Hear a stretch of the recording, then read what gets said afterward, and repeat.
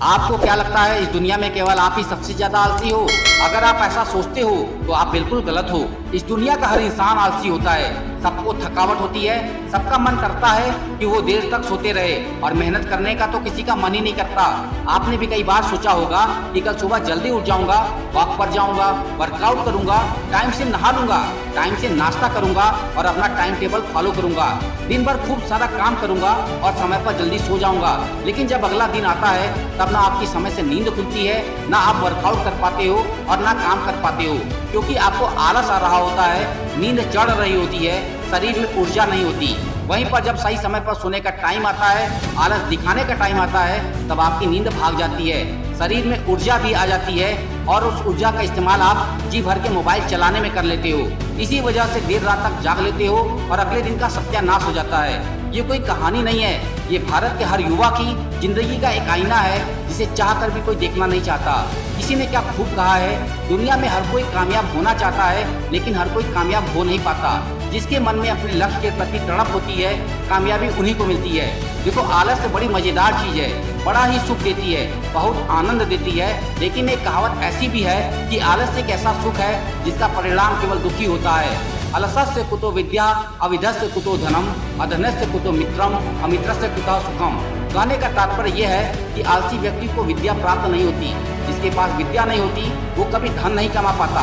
जिसके पास धन नहीं होता उसका ना कोई मित्र होता है ना साथी, और जिसके मित्र नहीं होते हैं उसकी जिंदगी में कोई सुख नहीं होता।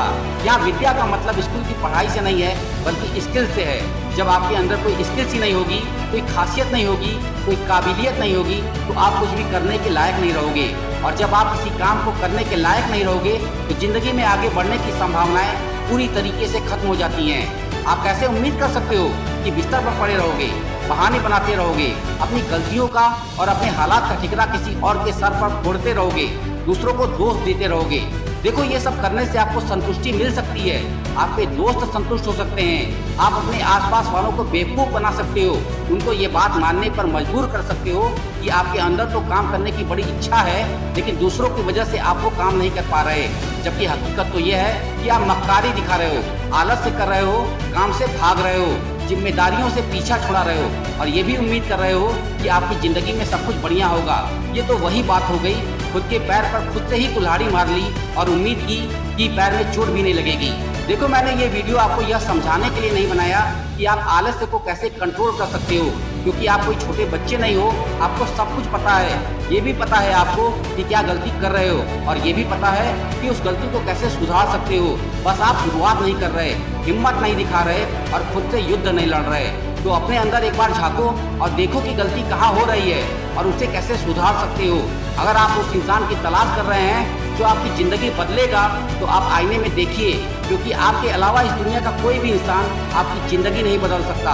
और हाँ, जब भी आलस आए इस बात को याद करना कि नींद पूरी हो ना हो, सपने जरूर पूरे होने चाहिए। मैं मिलूंगा आपसे अगले वीडियो में एक नई ऊर्जा के साथ जो आपको दिखाए एक सही दिशा। देखते रहिए आरएस मोटिवेशनल स्पॉट।